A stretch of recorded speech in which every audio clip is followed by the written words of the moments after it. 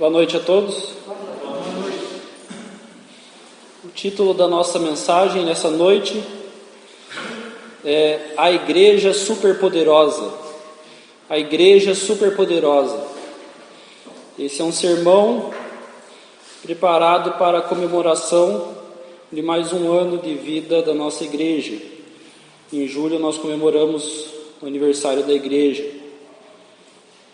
Jesus estava com quase 2 anos de ministério já, e ele precisava conferir se a sua mensagem estava sendo compreendida pelos seus seguidores.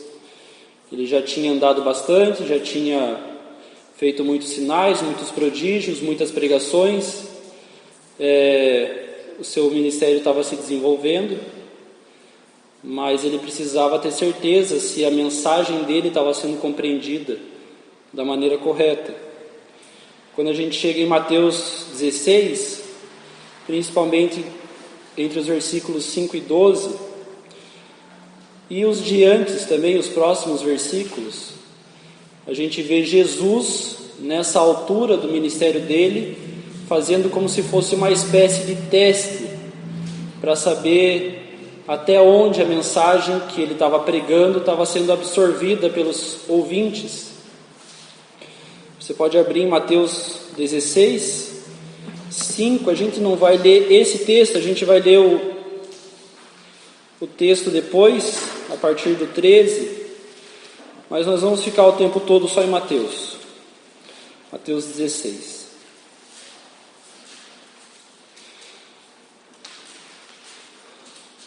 Nesse trecho, do 5 ao 12, Jesus ele foi para o outro lado do Mar da Galileia. Era basicamente como se fosse um lago, só que muito grande.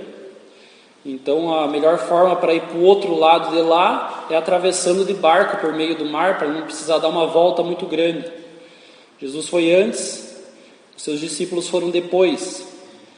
E eu acho que durante o percurso, já talvez no meio do lago, não é um lago qualquer, são muitos quilômetros de extensão, ou talvez chegando lá, tirando as coisas do barco, carregando para a praia, talvez eles se ligaram: nossa, esquecemos de trazer o pão, e agora? E aí eu acho que eles ficaram com essa dúvida, com essa sensação: o que Jesus vai falar? Nós chegando aqui sem comida, estamos aqui do outro lado, não tem nada aqui, nós vamos comer o quê? E eu acho que eles estavam com isso, essa preocupação no interior deles. E Jesus, como eu falei, ele vai iniciar um teste com os seus seguidores. E ele começa a partir desse assunto. Talvez Jesus, talvez não, né? Com certeza sabe de todas as coisas. Jesus com certeza sabia o que estava se passando entre eles, sabia da possível preocupação desse esquecimento do pão. Então Jesus entra num assunto que lembra pão. E ele falou: toma cuidado com o fermento dos fariseus. E logo de cara os discípulos já pensaram: nossa, ele descobriu que nós esquecemos o pão. E eles ficaram só nessa: pois é, desculpa, né? Esquecemos o pão, pois é, que vacilo e tudo mais, e tentando dar uma explicação, achar o porquê que Jesus falou sobre a fermentação dos fariseus. E aí, versículo 8, Jesus fala: percebendo, Jesus disse: por que discorreis entre vós, homens de pequena fé, sobre o não terdes pão? Não compreendeis ainda, nem vos lembrais dos 5 pães para 5.000 homens, e de quantos cestos tomastes? Ou seja, Jesus teve uma avaliação muito clara da onde estava a cabeça daquele pessoal. Eles estavam andando com o dono do pão, que poucos dias atrás, na mesma semana provavelmente, Jesus tinha feito a sua segunda multiplicação de pães. Jesus tinha, a partir de 5 pães, feito outros milhares de pães. Porque para 5.000 homens comer, mais as mulheres, mais as crianças, e provavelmente uma multidão, imagine uma multidão de mais de 10.000 pessoas. que já estavam há algum tempo sem comer. Você acha que eles iam comer um pãozinho cada um? E ainda mais comida de graça? Eles devem ter enchido a pança até não aguentar mais. Então a gente pode calcular o que? Uns 50 mil pães por baixo, que Jesus fez de 5 mil. Então eles estavam andando, seguindo por já quase 2 anos, o multiplicador de pães, aquele que não deixa faltar pão de jeito nenhum. E Jesus entrou com um assunto espiritual, falando sobre a doutrina dos fariseus e dos saduceus, que era uma doutrina completamente corrompida e deturpada. Jesus entrou com um assunto doutrinário, um assunto espiritual, do contexto espiritual, e eles estavam pensando apenas no material, e preocupados com uma coisa que não deveria estar preocupado, porque, esquecemos o pão, qual é o problema? Fala para Jesus, ele faz o pão aí na hora, nem precisa. Essa deveria ser a mentalidade deles. Então eles, além de não estar pensando no espiritual, quando Jesus fala sobre o fermento dos fariseus, ele está falando sobre a doutrina, obviamente, dos fariseus. Além deles não estarem pensando no espiritual, nem no material eles têm a visão correta de Jesus. O pessoal preocupado, e como Jesus bem fala, de pequena fé. Eu acho que a falta de fé é um problema constante dos seguidores de Jesus. Porque se aquele pessoal que andava com ele dia e noite, participando com Jesus dos milagres, participando dos sermões, encostando em Jesus, andando com ele, já tinham pouca fé, imagina a gente. Então eu acho que a falta de fé é um problema constante da igreja de Jesus. E Jesus, ele toma de cara esse diagnóstico e fala, vocês deveriam estar pensando sobre o espiritual, cuidando da minha mensagem que eu estou pregando, porque existem outros evangelhos sendo pregados por aí, evangelhos falsos, evangelhos perigosos que vão desviar muita gente. Eu estou pregando o evangelho verdadeiro e parece que vocês estão com a cabeça na lua. Homens de pequena fé. A gente não é muito diferente dos discípulos, a gente segue Jesus já por muitos anos, não só 2 anos, mas a gente talvez segue por 10, 20 anos. A gente participa de culto semanalmente, a gente é membro de igreja há muito tempo, a gente até prega, a gente dá aula, a gente dá discipulado. Só que numa pequena prova de Jesus, a gente deixa transparecer o quanto a gente é deficiente de fé.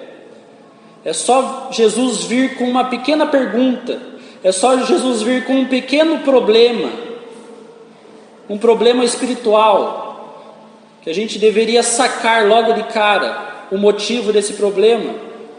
A gente não entende, a gente leva para o campo físico, para o campo material, se preocupa, fica remoendo o que eu esqueci de trazer, e o pão de amanhã, e fica preocupado. Homens de pequena fé. Esse é um problema recorrente da igreja de Cristo, dos seguidores de Cristo. Eu acho que é por isso que é um dos grandes motivos que o cristão não pode ficar muito tempo sem ir na igreja. A gente ficou um bom tempo sem ir na igreja, e quando você fica esse tempo, parece que a tua fé dá uma enferrujada mais ainda. Porque se você está indo direto na igreja, a gente já fica em diversas questões faltando fé, preocupados. Imagina sem ir.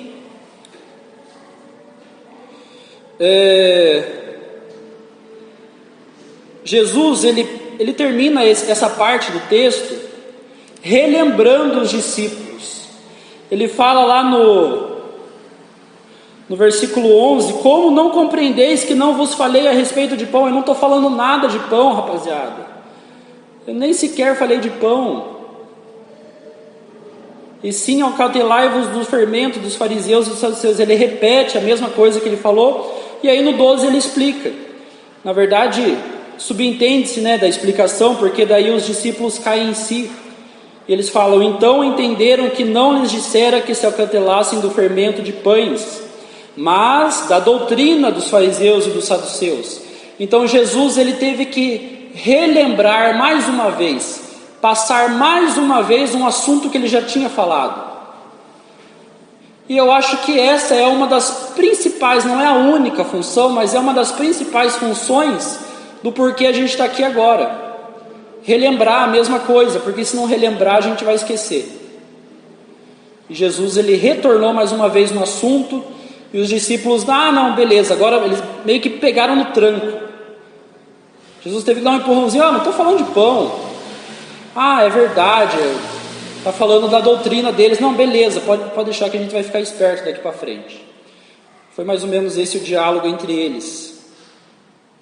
E é mais ou menos a ideia da comunidade, dos seguidores de Cristo. Colocar em prática ensinos e ficar passando, vez após vez, às vezes os mesmos ensinamentos, mas isso é porque a gente precisa estar sempre relembrando.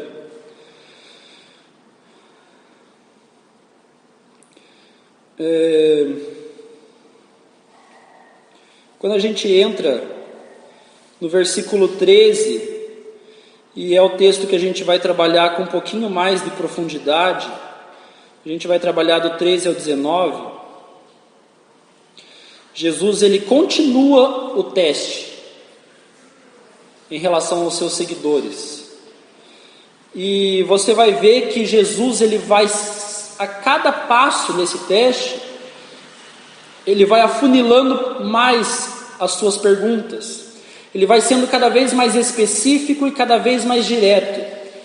Ele começa falando sobre um tema qualquer, ele pega ali a situação dos pães, e a partir disso ele quer falar sobre um assunto qualquer. Vamos falar sobre seitas e heresias. Eu quero falar agora sobre seitas com os meus discípulos. Tome cuidado com o fermento dos fariseus. É um assunto qualquer, mas já está fazendo parte do teste. E agora ele vai afunilando um pouquinho mais, porque o objetivo final, você vai ver no teste, é saber qual que é a visão de um seguidor de Jesus, qual que é a visão que ele tem sobre o próprio Jesus. O que você vê em Jesus? Qual que é a tua noção de Jesus? Para você que diz que segue Jesus, quem realmente é Jesus?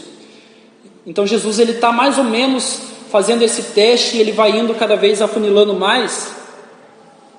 Então ele chega no versículo 13, indo Jesus para os lados de Cesareia de Filipe, perguntou aos seus discípulos: quem diz o povo ser o Filho do Homem? Então Jesus faz novamente mais uma pergunta, e agora a pergunta dele é mais ou menos o seguinte: a gente andou bastante nesses últimos meses, e muitas pessoas, milhares de pessoas nos seguiram, e participaram das multiplicações, dos milagres. Vocês conversam com o povão aí, vocês sabem o que eles estão falando. O que eles falam sobre mim? Qual que é a visão que eles têm de mim? Porque eles estão seguindo, eles estão participando, eles estão ouvindo a pregação. O que eles acham sobre mim? E aí, no versículo 14, eles dão a resposta para Jesus. Eles responderam: uns dizem João Batista, outros Elias, outros Jeremias, ou algum dos profetas. Existem muitas pessoas que sabem sobre Jesus. Pergunta de Jesus para quase qualquer um, ele vai ter uma vaga noção, ou às vezes até uma boa noção de quem é Jesus. Existem muitas pessoas que seguem Jesus, são seguidores de Jesus, assim como todo aquele pessoal que estava com ele no Sermão do Monte, na pregação da multiplicação. Quando ele ia para algum lugar, vinha aquele monte de doente, paralítico e tudo mais, endemoniado, e ele curava.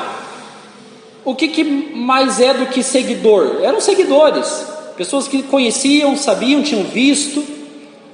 de certa forma até se apropriaram de algum dos poderes de Jesus, oravam em nome de Jesus, pediam curas em nome de Jesus, mas profundamente não sabiam quem era Jesus.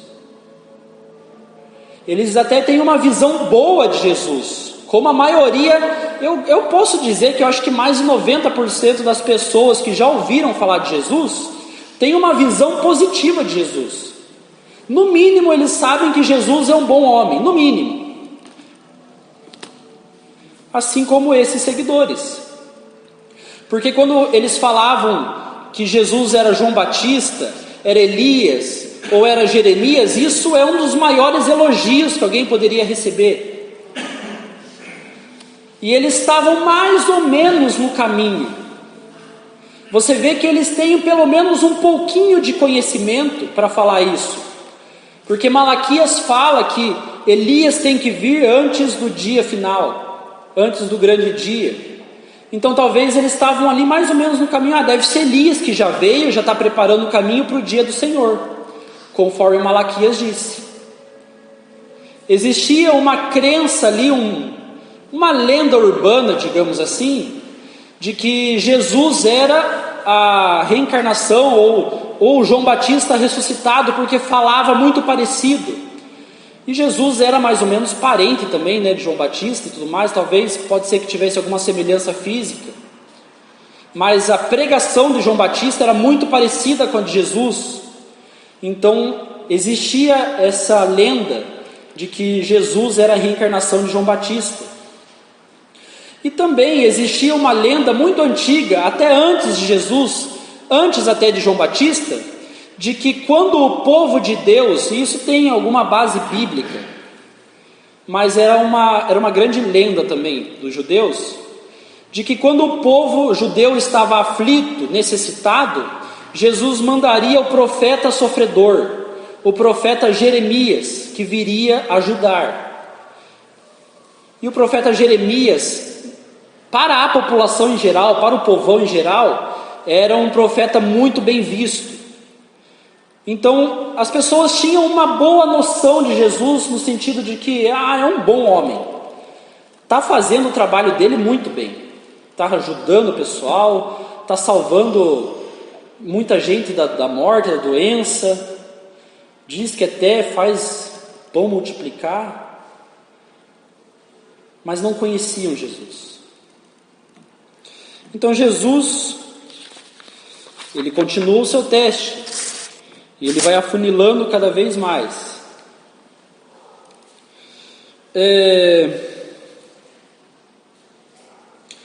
No próximo versículo, no versículo 15, Jesus ele continua o teste falando: mas vós e vocês, meus discípulos, continuou ele, quem dizeis que eu sou?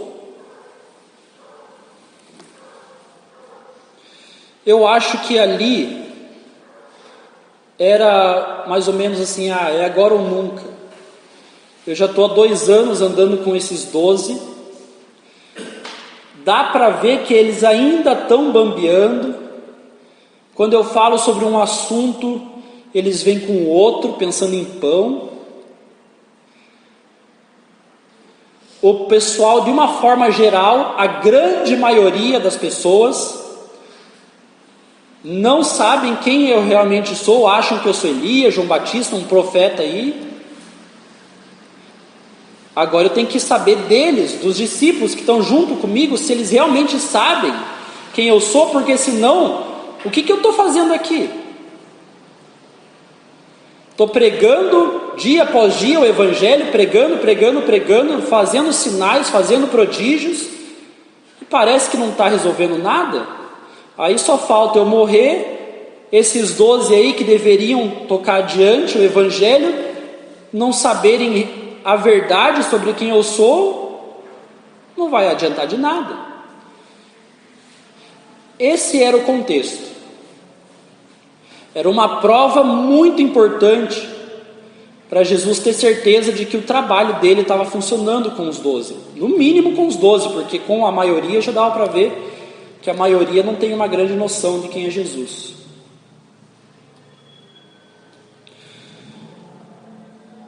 Cesareia de Filipe é o lugar que Jesus escolheu para fazer uma espécie de retiro. Com certeza ele fez isso tudo de caso pensado. E Cesareia de Filipe, eu acho que não poderia ter um cenário melhor do que essa cidade que eles estavam, para Jesus fazer esse teste de quem Jesus realmente era. Porque Cesareia de Filipe era uma cidade extremamente idólatra, no ponto máximo. Cesareia de Filipe tinha templos, no mínimo 14 grandes templos, para os deuses mais da antiguidade, inclusive um deles era Baal. Então todos esses deuses que a gente vê no Velho Testamento, e outros até daquela população, porque Cesareia de Filipe não fazia parte dos domínios ali do povo judeu, estava um pouquinho para frente, uns 40 quilômetros para frente. Ali já não era só judeu, já tinha outro tipo de gente ali, outra raça, já tinha os gentios ali, tinha muito grego ali. Fora esses templos, muitos templos para deuses da antiguidade, eles tinham um enfoque muito grande nos deuses da mitologia grega. Inclusive um dos lugares uma das montanhas lá de Cesareia, eles diziam, e diz até hoje, que é o berço do nascimento do deus pão, não pão de comer, é um nome grego, que aquele deus nasceu de dentro daquela montanha. Então ali estava cheio também daquele panteão de um monte de deuses gregos. Não só isso, Cesareia de Filipe, o próprio nome diz César, Cesareia, era um nome, até foi mudado em homenagem ao próprio César, e lá tinha um templo enorme, de mármore branco, que dava para ver de muito longe, muito longe, dava para você ver aquele monte de mármore branco. Era um templo em homenagem, em honra, em culto ao César, o imperador. E não só isso, também ali de dentro daquela caverna que eu falei para vocês, tinha uma montanha, embaixo da montanha tem uma caverna, um buraco que entra lá tem uma água, lá dentro daquela caverna. Daquela água nasce o Rio Jordão, e para o judeu isso tinha uma importância muito grande, eles tinham um sentimento pelo Rio Jordão. Então para o judeu chegar na nascente do Rio Jordão era uma coisa que também mexia com toda aquela religiosidade judaica do Velho Testamento, tudo que já tinha acontecido pelo Rio Jordão e tudo mais. E diante daquele cenário enorme, deuses, o mundo todo, toda a glória do mundo ali exposta em Cesareia, Jesus se ergue em frente a todos aqueles deuses e pergunta para os discípulos: e eu, quem sou? É muito parecido com a situação atual. Existem deuses, existem igrejas e igrejas, religiões e religiões, seitas e mais seitas, deuses e mais deuses. E Jesus se levanta unicamente, só Ele, no meio de tudo aquilo. E Ele procura saber a verdade.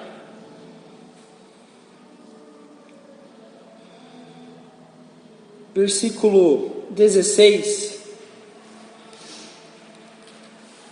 Respondendo Simão Pedro, disse: Tu és o Cristo, o Filho do Deus vivo.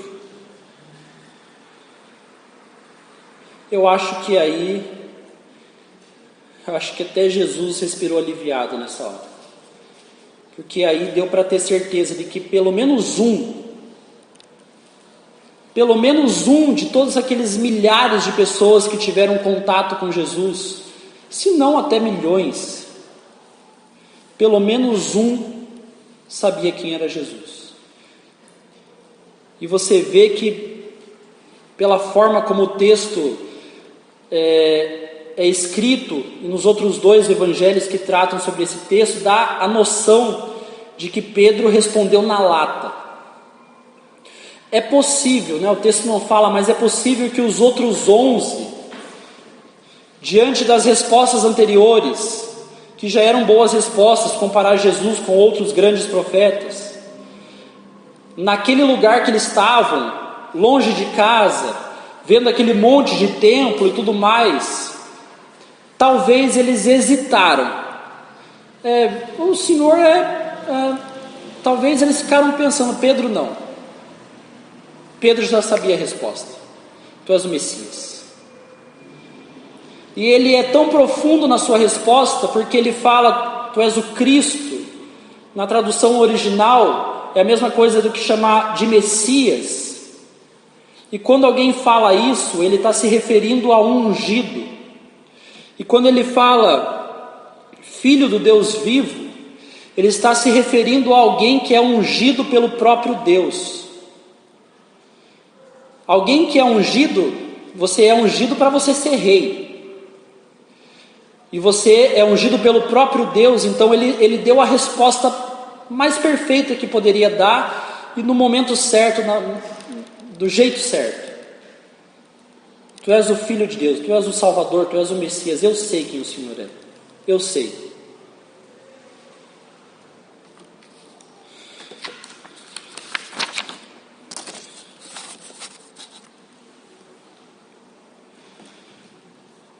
A resposta de Jesus em relação a isso é uma resposta muito boa, uma resposta mais tranquila. Então Jesus afirmou: bem-aventurado és, Simão Barjonas, porque não foi carne e sangue que te revelaram, mas meu Pai que está nos céus. Muita gente conhece Jesus, muita gente fala que segue Jesus, muita gente até segue Jesus de alguma forma. Tem muita igreja que chama Jesus de Deus por aí, mas muita igreja. Mas você vê que é a minoria da minoria dos seus seguidores que realmente conhecem quem é Jesus. E são esses que são felizes. E Jesus fala: você é feliz, Pedro? Ele fala, na verdade, Simão Barjonas. Simão Barjonas quer dizer Simão, filho de Jonas. Bar quer dizer filho. E ele chama ali Pedro. Você, Pedro, como um homem, ser humano, filho de Jonas, você é muito feliz. E sabe por que você é feliz? Sabe por que você me deu essa resposta? Porque Deus revelou para você. O conhecimento de Cristo, a fé em Cristo Jesus, em nenhum momento ela é fruto de carne e sangue, como o versículo fala. Em nenhum momento ele é fruto da inteligência, da sabedoria, da perspicácia humana. Não foi Pedro por Pedro mesmo que descobriu. Não foi carne e osso que te revelou. Não foi a tua inteligência que revelou, mas foi Deus que revelou. Feliz é o homem que Deus revela quem é Cristo Jesus. Feliz é o homem.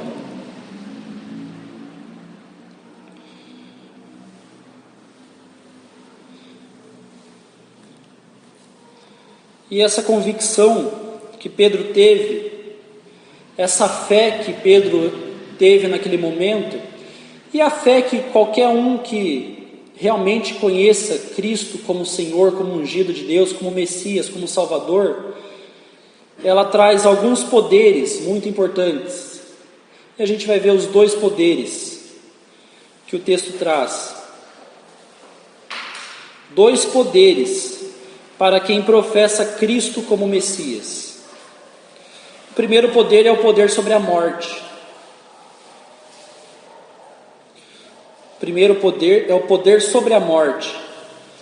Quem professa Cristo como Messias, verdadeiramente conhece Jesus, quem Jesus realmente é, esse, além de ser feliz, além de ser bem-aventurado, ele tem o poder sobre a morte.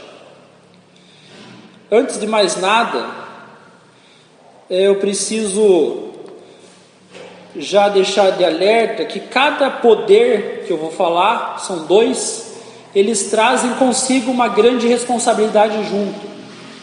Deus não deu só o poder, Deus não deu só a parte legal, Deus deu junto com o poder uma responsabilidade também.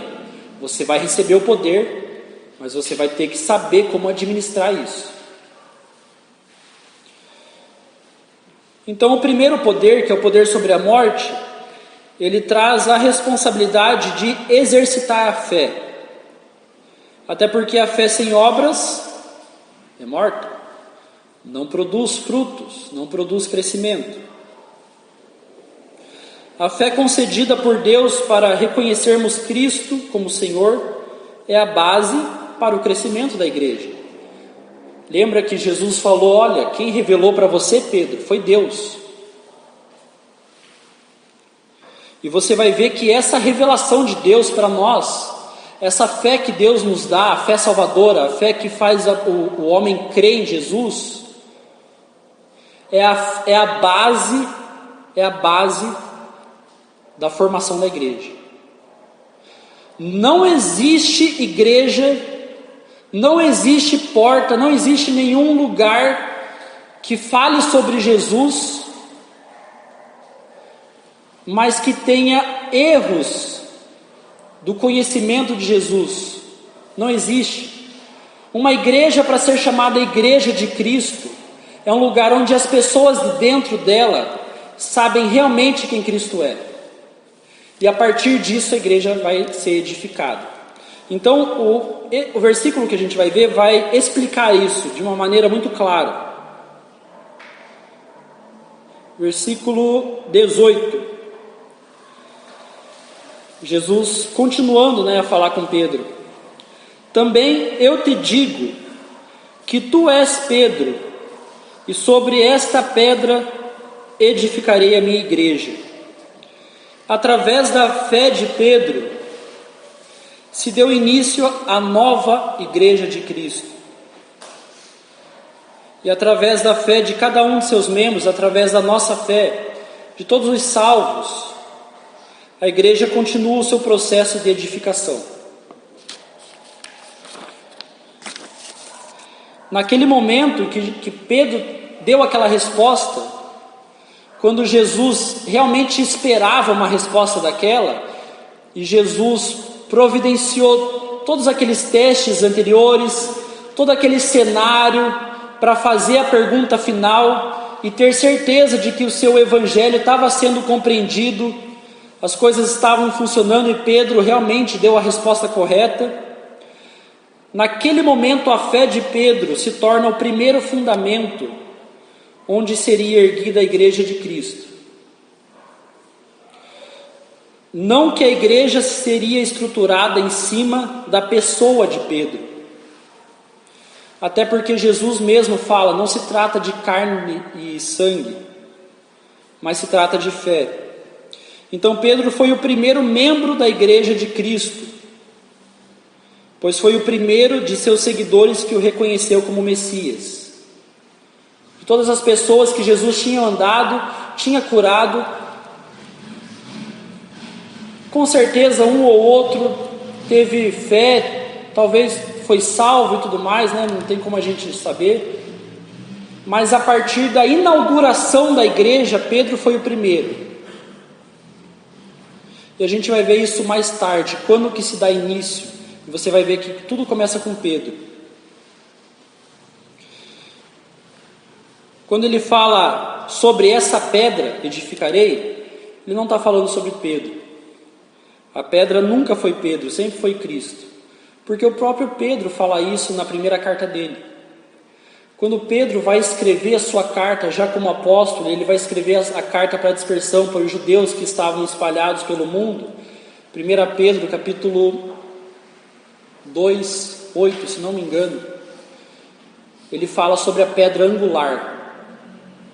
Em nenhum momento Pedro, em nenhum momento dos seus discursos, Pedro chama para si a responsabilidade de ser o patrono da igreja de Cristo, dele ser a pedra fundamental. E isso é um assunto que tem que ser abordado, porque a igreja católica usa isso como se Pedro fosse o pai da igreja, como se fosse o primeiro papa, e aí todo o poder, toda a fé, ela é passado de Deus para o Papa, para depois vir para o povo, e isso gera um assunto bem complicado.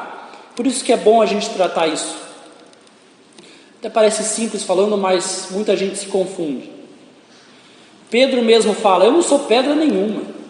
O meu nome é Pedro, porque Pedro realmente significa pedra e tudo mais, mas a pedra angular sempre foi Cristo. Ele é a pedra angular e ele também é pedra de tropeço. Pedro fala isso. Para quem não confiar, para quem não acreditar, vai ser a pedra que vai fazer a pessoa tropeçar e vai cair lá dentro do inferno. A pedra sempre foi Jesus.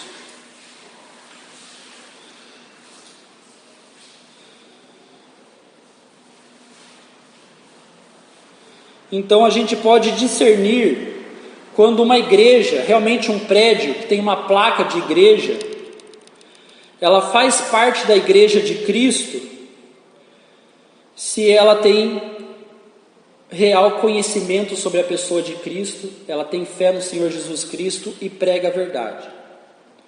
E aí pode ser considerada uma igreja de Cristo. E eu trouxe esse assunto porque quando a gente fala sobre minoria da minoria, a gente está falando sobre nós. Já são mais de 2 décadas que essa igreja está aqui nessa mesma rua. Muita gente já sentou nesses bancos. Milhares de pessoas já passaram por aqui, já ouviram a mensagem. Mas tem um conhecimento confuso sobre quem realmente é Jesus. Sabem uma coisa ou outra, mas não acreditam a Ele a salvação. Vêm e vão, mas Jesus quer saber da minoria. A minoria importa. Se você realmente sabe quem é Jesus Cristo, se você realmente tem fé nele e ele é o seu Salvador, então a igreja que você faz parte é a igreja de Cristo. E a igreja continua sendo edificada sobre você. Você é um dos tijolinhos da igreja, onde os outros depois de nós vão ser colocados também. Eu acho que é mais ou menos essa ideia que Jesus trouxe lá no comecinho, começando com Pedro e chegando até nós. Uma igreja verdadeira prega a verdade, ela é compromissada com a verdade, e os seus membros têm total fé no Salvador Jesus Cristo. Esse é o perfil da igreja verdadeira. Eu estava falando sobre o poder, por enquanto eu trouxe a responsabilidade, mas o poder que essa igreja verdadeira tem é um poder muito grande, pois é a igreja de Cristo, e as portas do inferno jamais prevalecerão contra ela. Esse é o poder que Jesus nos deu. Aconteça o que acontecer,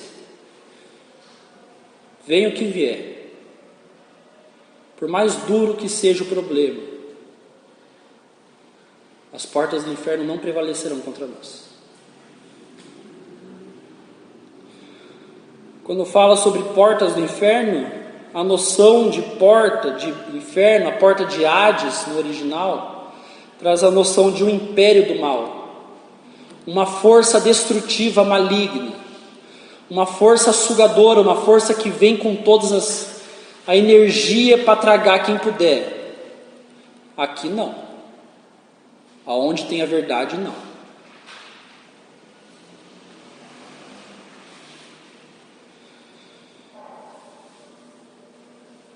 E ele fala que as portas do inferno jamais prevalecerão. Prevalecer dá a ideia, a noção de uma vitória final. Quando alguém prevalece é porque não tem mais retorno, não tem mais como virar. é uma vitória definitiva, não tem mais o que fazer. E eu creio que é possível nós como igreja, nós como crentes e membros de igreja, a gente perder uma ou outra batalha para as portas do inferno. É possível. É possível que as portas do inferno, elas cresçam sobremaneira sobre a gente, um momento ou outro, e a gente tenha uma derrota ou outra. É possível que a gente esteja passando por isso nesse momento, sendo bombardeado constantemente pelas armadilhas, pelas portas do inferno. Eles estão bombardeando a gente, não tenha dúvida de que as portas do inferno estão ali, ó, na calçada, ali querendo entrar, te acompanhando, tentando te atrapalhar de toda forma. É possível que uma ou outra batalha a gente perca, mas a vitória já é garantida, e esse é o maior poder. A vitória sobre a morte está garantida, e isso nos faz mais do que vencedores. Parece que até num determinado momento ali, por alguns dias, as portas do inferno venceram, porque Jesus morreu. Um pouco tempo depois, Jesus morreu, foi crucificado, morreu. As portas do inferno ganharam, a morte ganhou. Se Jesus morresse e continuasse morto, todos nós estaríamos debaixo do domínio do inferno. Mas Jesus foi o único que teve poder sobre a morte, venceu a morte e predominou. Então por isso a gente já tem a vitória, a gente já tem esse poder.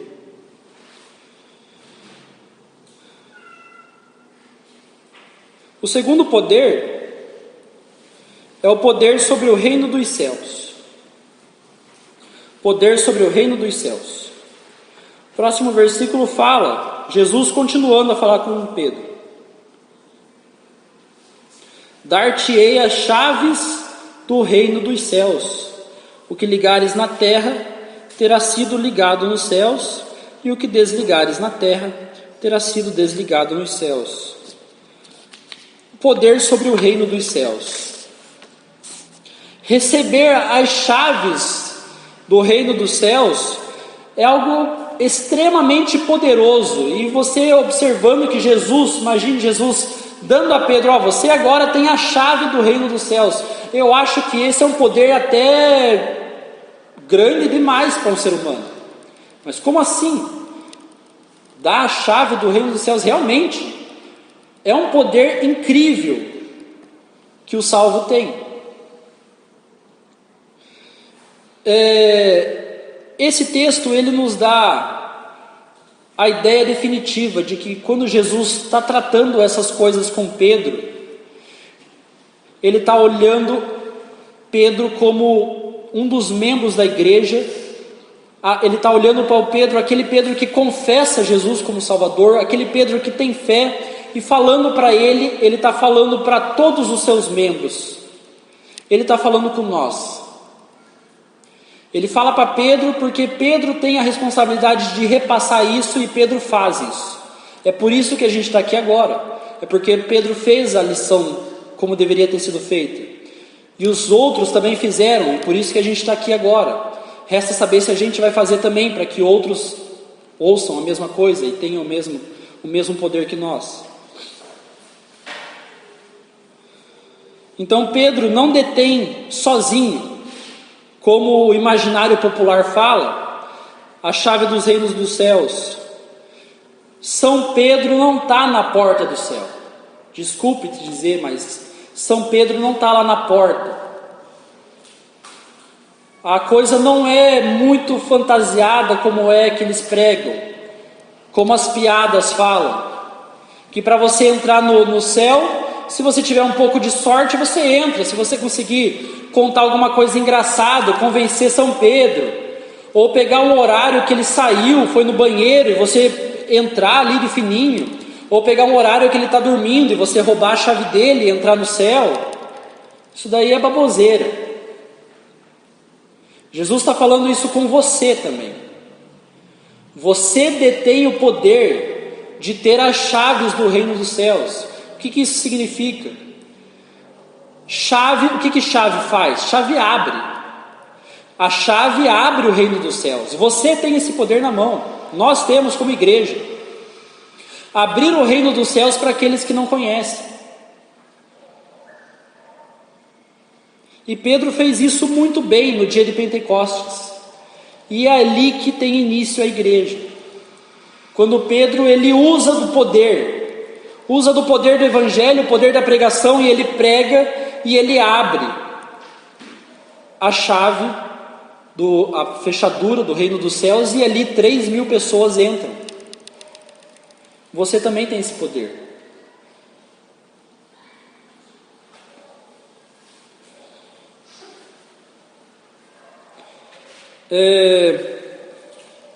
A responsabilidade, eu falei que todo poder traz uma grande responsabilidade. A responsabilidade de ter a chave é tanto de oferecer isso para as outras pessoas, para que elas também tenham essa oportunidade de entrar no reino dos céus, mas também tem o caráter de gerenciar, administrar a igreja de Cristo, e isso é um poder extremamente grande também.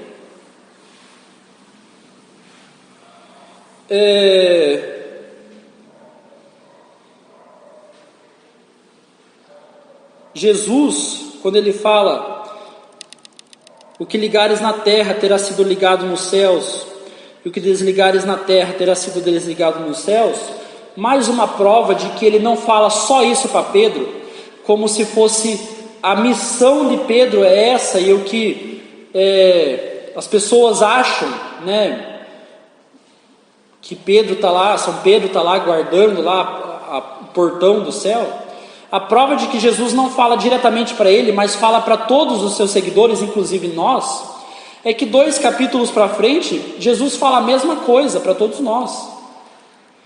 Quando ele está naquela situação de como se deve tratar um irmão em pecado, que você vai lá e confronta o irmão em pecado, se ele atendeu, se arrependeu, tudo bem, ganhaste seu irmão. Se não, você vai lá com 2 ou 3 testemunhas e leva a situação mais uma vez e vê se tem arrependimento. Se não, o que acontece? O que ligares no céu, o que ligares será ligado na terra, o que desligares no céu será desligado na terra. Ele fala a mesma coisa. Ou seja, qual que é o grande poder e a grande responsabilidade que a gente tem em relação a isso? É o poder de tratar os assuntos da igreja sob o aval de Deus, o aval de Jesus Cristo, como o cabeça da igreja. Ele nos repassou essa responsabilidade e ele deu carta branca. Ele deu essa imensa responsabilidade que a gente tem de excomungar uma pessoa, de excluir um membro. Mas a ideia não é essa. A ideia é disciplinar a pessoa, conquistar, fazer com que as pessoas se arrependam, é administrar para que a igreja não fique bagunçada, é administrar para que a verdade não se perca durante os anos. Por que a igreja tem essa gerência, essa administração e esse cuidado? A verdadeira igreja de Cristo tem esse cuidado. Por quê?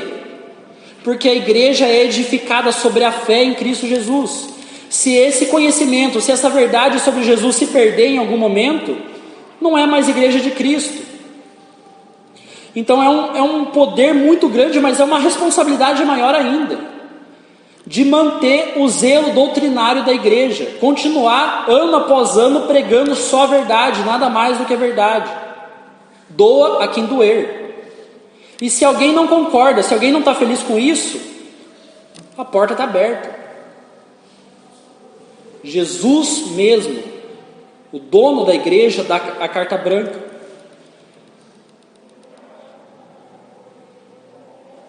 Por isso é a minoria. Por isso a gente está em minoria.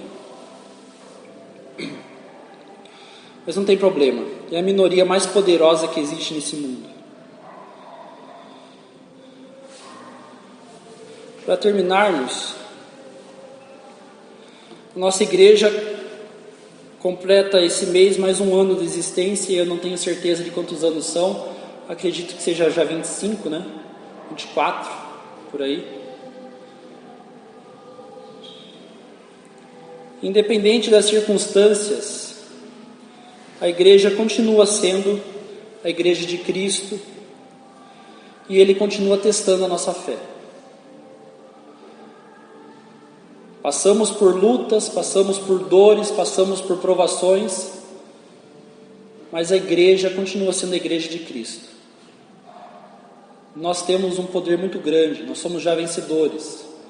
Por isso não há o menor motivo, a menor razão para ficar desanimado, para ficar triste, para ficar preocupado.